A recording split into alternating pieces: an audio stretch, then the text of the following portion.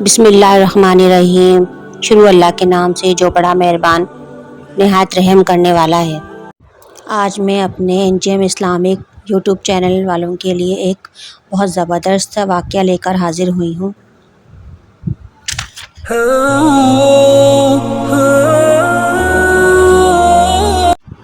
ایک مرتبہ سلطان الہند خواجہ غریب نواز رحمۃ اللہ علیہ اجمیر شریف تشریف لائے۔ آپ رحمۃ اللہ علیہ کے پاس لوگ جوک در جوک آ کر اسلام قبول کرنے لگے۔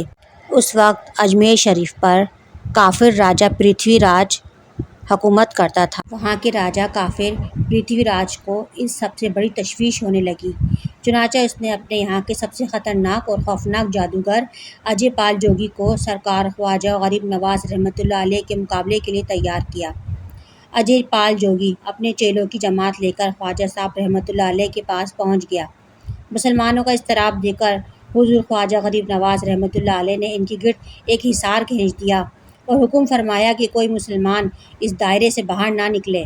ادھر جادوگروں نے جادوگر کے زور سے پانی، آگ اور پتھر برسانا شروع کر دیے، مگر یہ سارے وار حصار کے قریب آ کر بیکار ہو جاتے۔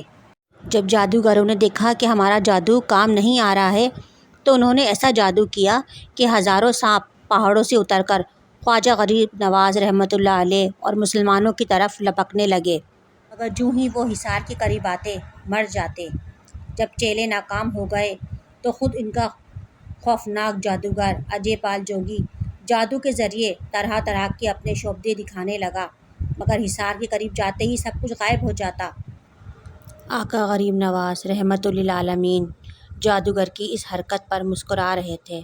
آپ رحمۃ للعالمین نے اپنی نالین مبارک کو اشارہ کیا اور وہ نالین مبارک حکم پاتے ہی تیزی سے اڑتی ہوئی جادوگر کے تعاقب میں روانہ ہو گئی اور دیکھتے ہی دیکھتے اوپر پہنچ گئی۔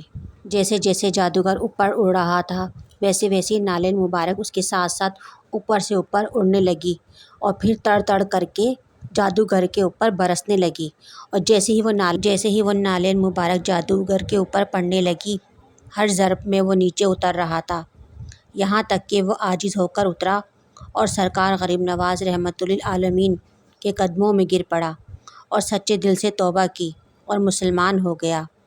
آپ رحمۃ للعالمین نے ان کا نام عبداللہ رکھا اور وہ خواجہ صاحب رحمۃ للعالمین کی نظر فیض اثر سے ولایت کے اعلیٰ مقام پر فائز ہو کر عبداللہ بیابانی نام سے مشہور ہو گئے۔